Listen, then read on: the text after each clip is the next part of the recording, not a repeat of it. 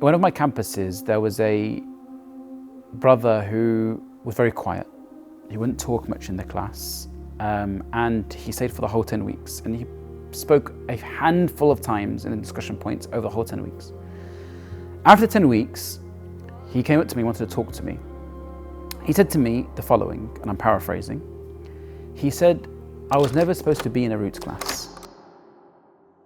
Probably at the age of 18 at university, which is probably one of the reasons why I'm so passionate about roots, is because you could say my transformation happened at university. That's when you could say the Islamic revival happened. So that would be, starting in terms of memorizing the Qur'an, starting in terms of Islamic studies. And I guess that's when I started to take religion very seriously. I think probably one of the most transformative things I would say was the group of people that I was around. So having people that were religious within themselves, that was definitely a massive catalyst.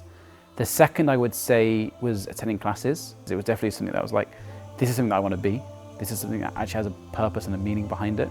Me and Ustad Hisham were friends, colleagues, and he kind of told me about the idea of roots. I initially said no. I was in my journey of self-development of studies, and when someone's in that journey of studies, they always aspire to try and be the best version of a let's just say a scholar of themselves, and really focusing on developing and studying more and more, and everything can seem as a distraction to that, everything. But actually it's about what are you going to do with those studies?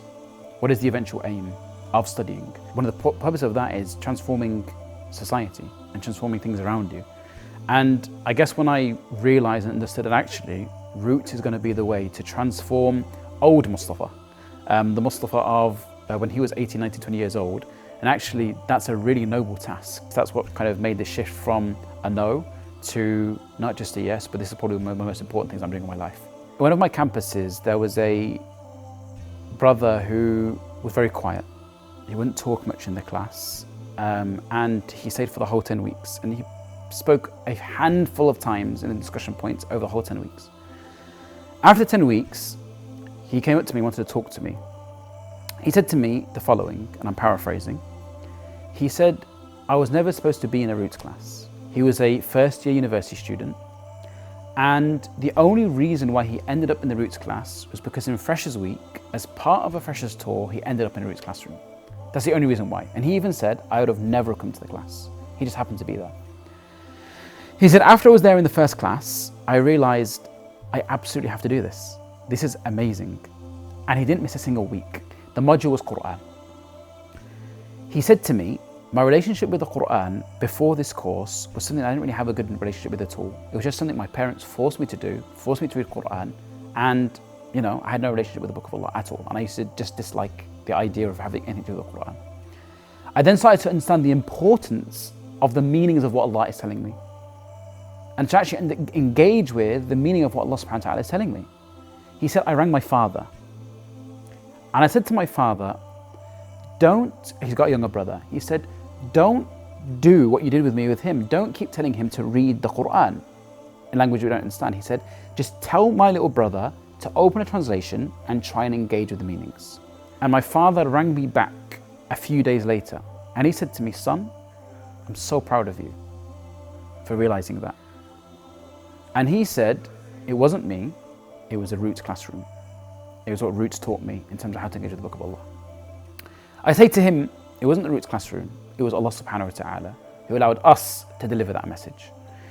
For me, that was a really impactful story because he didn't just go through a transformation, he had the courage to speak to his father about how to transform his little brother as well. Which means that it's not just about this person's life, it's about this person's life, his surroundings, and his engagement with Allah subhanahu wa ta'ala. One of the things that I always talk about in Roots is lowering the barrier to entry. Sometimes it feels intimidating to say that I'm going to go to a class. I'm not somebody who's going to go study the Islamic sciences, and this is something that isn't for me. The Roots classroom is not like any other classroom. It's purposely built for people that have never been in a classroom before. And it's purposely built to have loads of discussion points and engaging points that every single person from every single background can come and engage with. The Roots Essentials, we would discuss and think about what is the most essential thing for every single Muslim to know. That is what dictates what we put into our syllabus. What is the most important thing? And what we arrived at was the most important hadith in the Sunnah of the Prophet ﷺ, known as the Hadith of Jibreel. As some scholars would call it Sunnah, the mother of the Sunnah. In the Hadith of Jibreel, the one time that Jibreel alayhi salam comes to the Sahaba, he teaches them some things. And at the end, the Prophet ﷺ says, he came to teach you your religion.